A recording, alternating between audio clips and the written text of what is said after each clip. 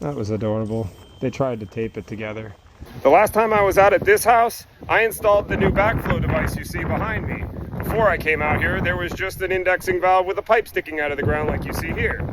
Once I got that installed, I updated some of the sprinkler heads with MP rotators and got the whole yard working perfectly for the customer.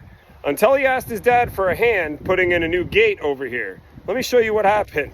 The customer's father was trying to help him out by installing this brand new black gate so that they would have something to cover this opening here.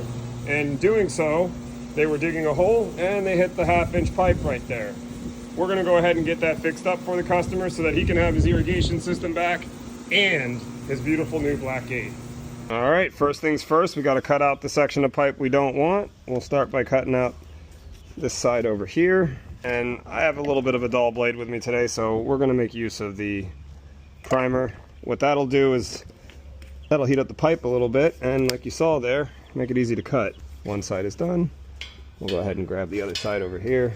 Of course, the gate's getting caught on my tool. All right, we got both sides out.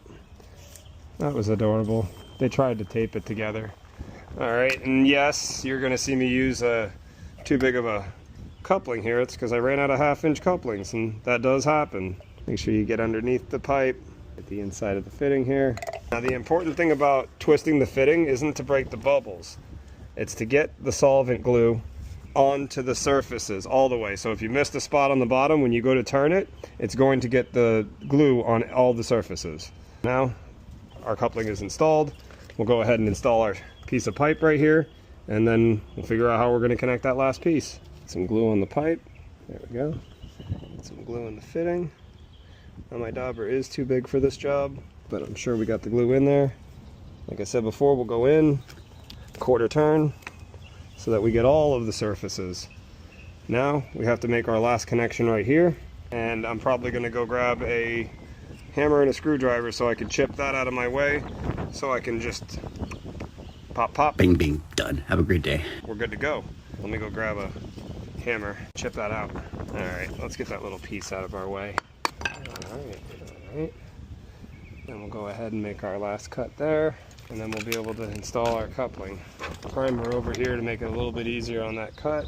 Try to keep the primer over the green space so I don't leak it onto the sidewalk. And look at that. We'll get it to match up right here. I try to keep my glue can off of the hard surfaces so that I don't end up with problems. All right, we got our coupling on. We're gonna get ready to put our glue on the last connection here, and then we're just gonna lift up and pop it together like this, like that. Get those two together, and then just like that. Pop together, we're good to go. All right, Yang, how do you feel about this repair? Yeah, this was fantastic, just like the first one. Easy peasy, in and out. So quick, professional. Sorry your dad broke your pipe, but we fixed it for you. It happened. Yes, it does. All right, on to the next one.